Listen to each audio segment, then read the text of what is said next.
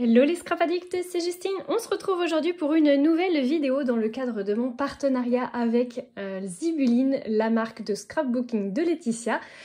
C'est une marque qui est française, je le rappelle, et vous avez dû voir précédemment du coup la vidéo où je vous faisais découvrir les nouveautés de ce mois de décembre, et nous avions notamment reçu ces deux magnifiques seaux. Donc de 30 mm pardon, de diamètre. J'adore, ils sont vraiment très très beaux. Et aujourd'hui, c'est ce qu'on va utiliser. On a la petite phrase ici qui est écrite « Il est temps de rallumer les étoiles » avec une toute petite étoile ici. J'aime trop. Il est vraiment magnifique. Donc je pense qu'on va utiliser celui-là, mais je suis pas à l'abri de bifurquer encore une fois sur autre chose en cours de route. J'ai déjà ma petite idée de ce que je vais vous proposer comme création. Aujourd'hui, on va se faire un petit marque-page avec son étui. Je trouve que c'est une bonne idée cadeau de Noël et que ça ne prend pas beaucoup de temps. Donc pour celles et ceux qui auraient oublié un papy ou une mamie ou une tata ou une cousine, voilà, qui n'a pas de cadeau du coup sous le sapin, et bien du coup en dernière minute vous pouvez faire cette petite création et suivre le tuto qui va être très facile et assez rapide à faire. Vous allez voir qu'on va également utiliser la plastifieuse, mais c'est pas obligatoire, ne vous inquiétez pas, si vous en avez pas c'est pas grave. C'est juste que moi j'avais envie de l'utiliser. Donc j'ai ressorti mon papier de plastifieuse et vous allez voir qu'on va faire une petite technique que je n'ai encore pas montrée sur ma chaîne. Allez, c'est parti! Bien évidemment, j'ai choisi de faire ma pochette en couleur craft. On ne change pas les habitudes. Vous allez me prendre, on va faire le format ensemble. Vous allez me prendre un premier pli. Alors du coup, moi je vais partir sur... peut-être la largeur directement, ça sera plus simple. Je vais faire un 15,5, oui, enfin un 15. Hop, voilà. Donc du coup, je vais faire 12,5 au niveau de la largeur. Donc on va faire un premier pli à 5,5 cm. Premier pli. Ensuite, un deuxième pli à 11 cm. Et vous allez venir me le couper à 12 cm. Hop. Voilà. Et ensuite, sur le fond, donc vous avez vu, hein, j'ai pris 15 et demi, on va dire. Ce qu'il faut, c'est avoir une hauteur de 14 cm. Donc vous venez me marquer le pli ici. Hop. Et voilà. Le tour est joué. Ah si, je vais venir faire un autre pli, pardon. Là, par contre, vous le faites que sur un côté. Et surtout, vous allez me le faire uniquement sur une partie, pas sur les deux. Donc, je vous explique. On va faire un petit espace. Alors, il me faut au moins 2 cm, je dirais. Donc, je vais marquer le pli. Bon, j'aurais même pu venir le couper. Je vais faire le pli juste histoire de faire ma marque. Voilà. Je le couperai après. Voilà donc ce que ça vous donne. Donc vous avez un premier pli à 5,5 cm, un deuxième à 5,5. Ensuite, vous venez me faire votre petite languette ici. On va venir la biseauter. Je vais aller rechercher mon ciseau que j'ai égaré. Vous me faites 1 cm ici. Et ensuite, sur le bas, vous avez donc du coup 15 cm ici. On vient me faire un pli uniquement sur le premier rectangle. Là, vous me faites un pli à 2 cm, pardon. Ensuite, vous laissez le reste. Et là, sur le bord, vous m'enlevez 1 cm aussi, enfin ce qui vous reste. L'essentiel, c'est d'avoir une hauteur globale sur ce rectangle-là de 14 cm. C'est important parce que sinon, vous allez devoir ajuster du coup votre marque-page. Voilà ce que ça donne.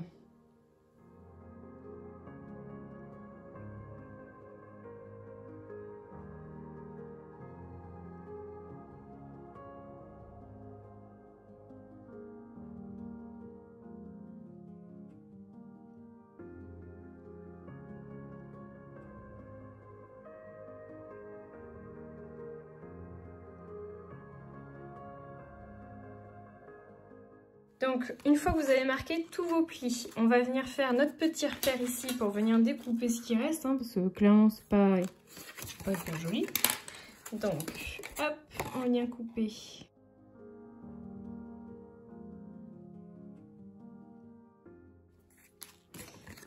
là, comme ceci. Et ensuite, je vais venir faire une petite encoche ici de 3 cm,5 cm.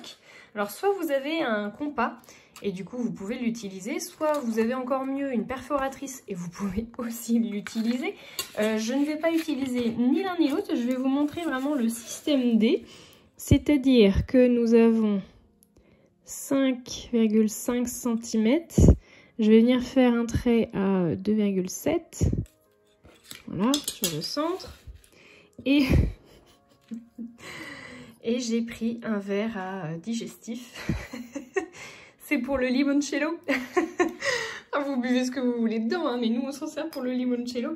Et vous voyez, du coup, il est juste au-dessus au niveau de la dimension que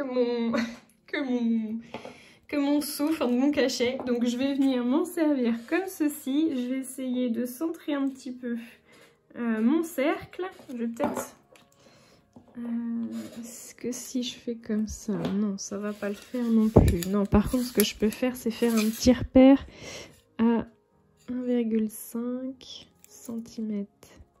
Voilà, je sais qu'il faut au moins qu'il aille au-delà de ça pour pouvoir me laisser le champ libre. Bon, c'est moins facile, hein, forcément, hein, on cherche la complexité, mais voilà, là, ça me paraît pas mal. Hop, je fais mon petit tracé. Et je vais venir le découper.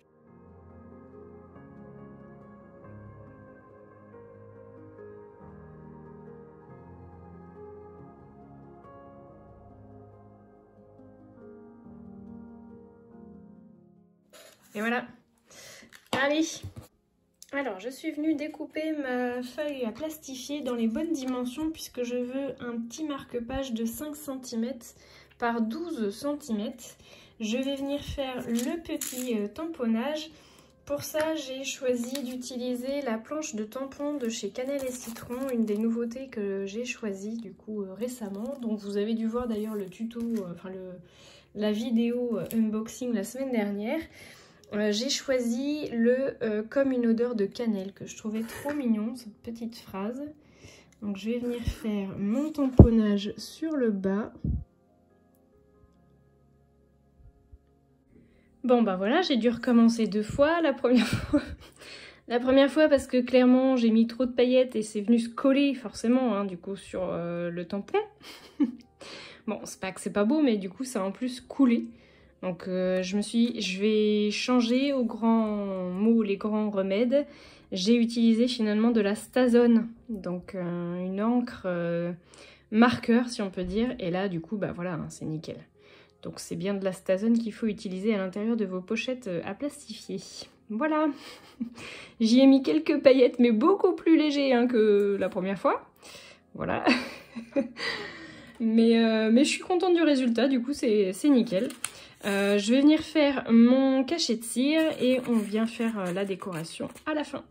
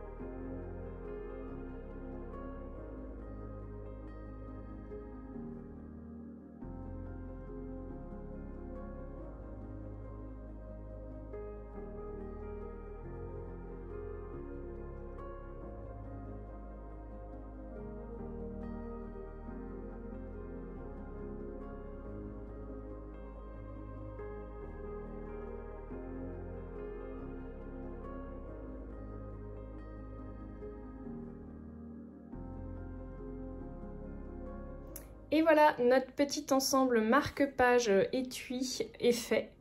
Donc j'ai rajouté sur le cachet de cire là, qui est magnifique, franchement il donne super bien.